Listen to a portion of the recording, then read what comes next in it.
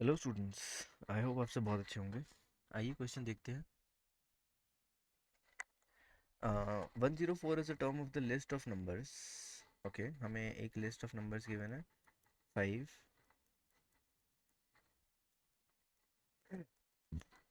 हमें ये नहीं बताया गया कि ये एपी है या नहीं है। Let's find D.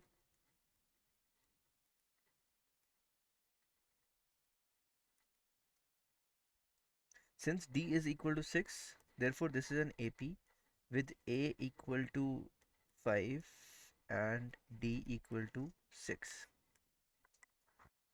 हमें बोला गया है कि 104 is a term of the list of the numbers. हम मान लेते हैं कि a n is equal to 104। A n is equal to a plus n minus 1 d. 104 is equal to 5 plus n minus 1 6। इधर आके माइनस हो जाएगा। 99 is equal to 6 n minus, sorry, minus 6।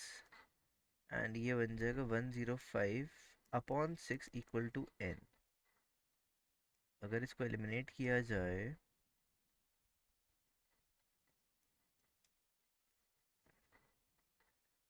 तो ये यहीं तक एलिमिनेट होगा, मतलब n is a fraction. But अगर ये इस एपी का टर्म होता तो n एक नेचुरल नंबर आता, therefore this statement is false. पहली जो स्टेटमेंट हमें गिवन है वो फॉल्स है। आइए दूसरी स्टेटमेंट देखते हैं।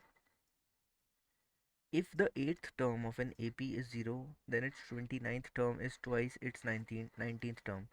If eighth term is 0, a plus 7d equal to 0, ये हमें given है, then its 29th term, a 29 is equals to twice its 19th term. A plus 28d is equals to 2a plus 18d। यहाँ से अगर हम a की value निकालें तो a is equals to -7d, -7d plus 28d, 2a plus 36d। तो 28 में से 7 जाएंगे तो बचेगा 21d is equals to, a की जगह -7 डालेंगे तो 2 इंटू -7 -14d प्लस 36d। 36 में से जब 14 सब्ट्रैक्ट होंगे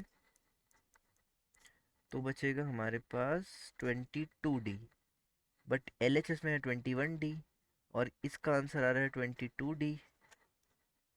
देयरफॉर ये दोनों भी आपस में इक्वल नहीं है। Hence this statement is also false. Therefore इसका जो आंसर बनेगा, both statements are false. Option B is the correct answer for this question.